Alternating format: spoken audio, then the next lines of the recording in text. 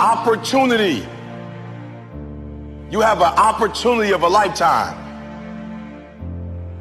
When you understand you have an opportunity, you play a little different. When I dropped out of high school and I started going to this church and let me speak, I picked up the mic. I was 16 years old, I picked up the mic. I'm not gonna say it was the best speech I ever did, but when I picked up that mic and got off that stage, I was like, yep, I can do it. So hear what I'm saying, opportunity. I got an opportunity, you got an opportunity. So here's the deal, when you have an opportunity, why would you give 80%?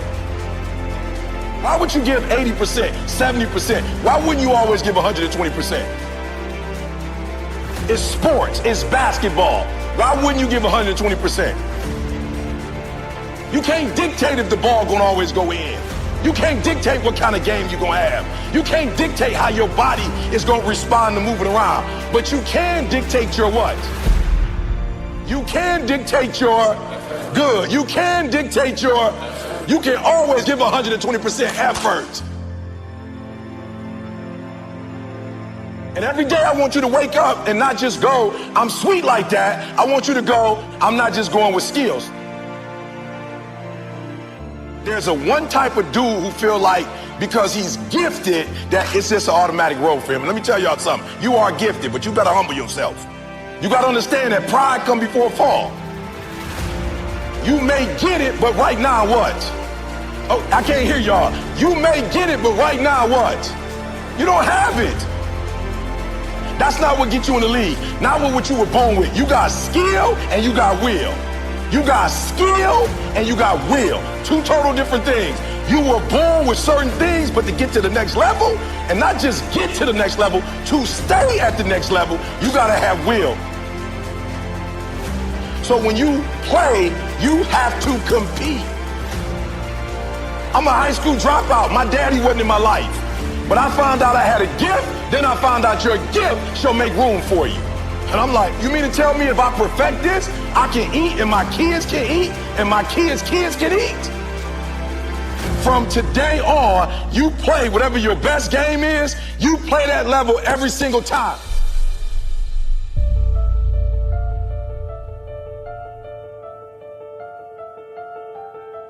So some of you like me, I ain't have my daddy. Right, I'm from Chicago, South Side. I had my father in my life. I don't know who my grandfather is. My mom got pregnant with me at 17 years old. I didn't have the people in my life that were supposed to be in my life, so I made some stupid decisions, dropped out of high school, homeless, living in abandoned buildings, eating out of trash can. I promise you, if a speaker came, I was like some of y'all, I wasn't saying nothing, but guess what happened? Guess what happened? Yup, one day I got a why. I got married, I had a son, and everything changed for me. That's why I'm asking you, who do you love? So when people ask me, E.T., why you get up at 3 o'clock in the morning? Why you putting videos up every day at 3 o'clock in the morning on Instagram? Number one, because I want to be the best that ever done it. Like, I honor my craft. I want Dr. Martin Luther King to look at me and go, that's it, kid. I want Malcolm X to look at me and go, that's it, kid. Just like you got the Hall of Fame in basketball, I want to be the Hall of Fame in speaking. I want all the greats to look at me and go, that's it right there. Number one, I'm competing against everybody else in the world. I'm not mad at them, I'm not against them, but when you number one, you don't have to negotiate with your check. I remember when I was like number 25 or something, they would be like, okay, you got to fly here, you got to fly. Now I tell people how I fly.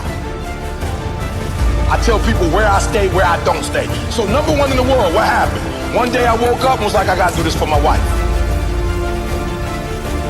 Like, I don't know what happened, but she called me like, yo, E, I'm lost. I'm like, what you mean we lost? We live in Lansing. You can't be lost. She's like, I'm lost. I got a brain fog. Took her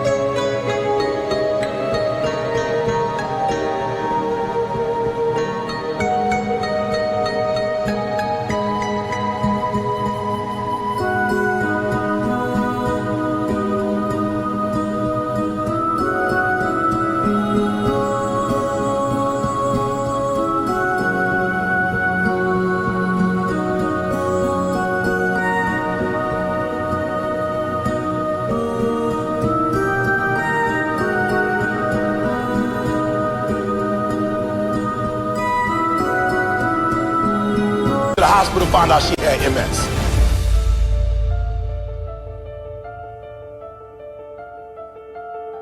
The doctor was like, look, this is the one thing we could tell you. Stress caused MS. I told my girl, you will never work again. My son, I didn't go to college. When you finish high school and go to Michigan State, I'm cashing you out. I found out I had a gift. I started thinking about what my mom need, what my sisters need, and a lot of y'all, you selfish, flat out. How many of you in this room? Some of y'all, you good. You don't make it to the league, you tight work. That ain't all y'all. How many of y'all, your mama really need you to go to the league? Let me see your hand. Hands down, I'm gonna say it again. How many of y'all need to move your mama out that neighborhood and y'all need to put your mama in another neighborhood and the league is how you gonna get there? Let me see your hand. So what I'm trying to tell you is, while you playing, it might be some cats in the league who really are going or who do come from privilege and you like thinking you them. I promise you, I ain't stupid. I ain't Tony Robbins. I don't come from where he come from. I don't come from where Kiyosaki come from. I don't come from where Zig came from. My mama barely finished Dunbar. I'm from the south side of Chicago. I ain't had no safety net. You acting like if you don't make it to the NBA, you got like some second opportunity that's gonna pay you $100 million. How many of y'all in the room right now, your mama got a safety net? So, other than you making it to the league, you got another way where you about to make $100 million. Let me see your hand real quick. For real, because that's what you acting like. Now, if your parents got that, hey, you...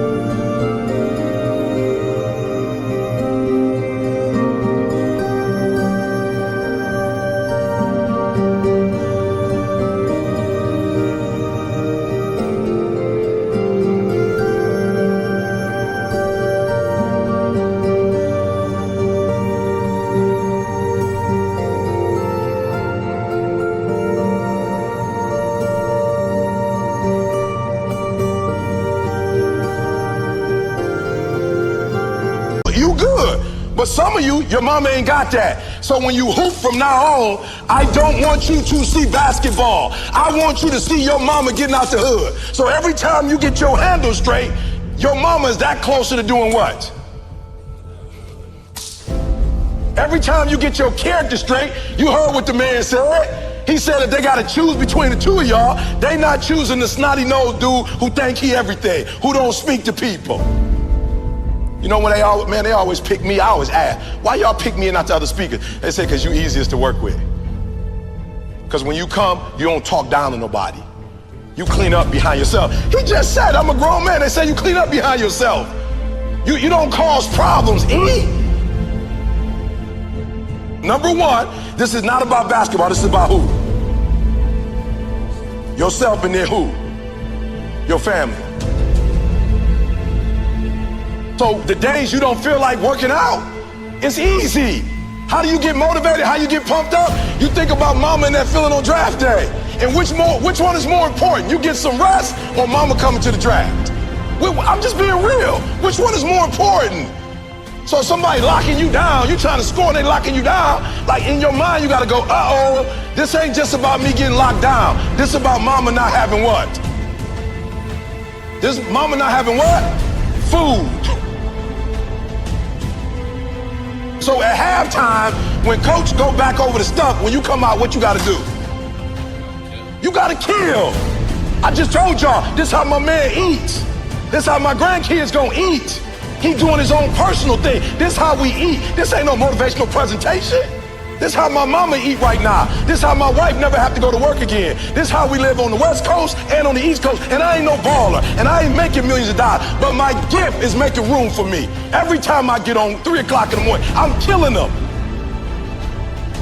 Tony Robinson can't keep up. He's a phenomenal speaker, but he ain't from the Chi. He can't keep up. My motor, I'm killing them.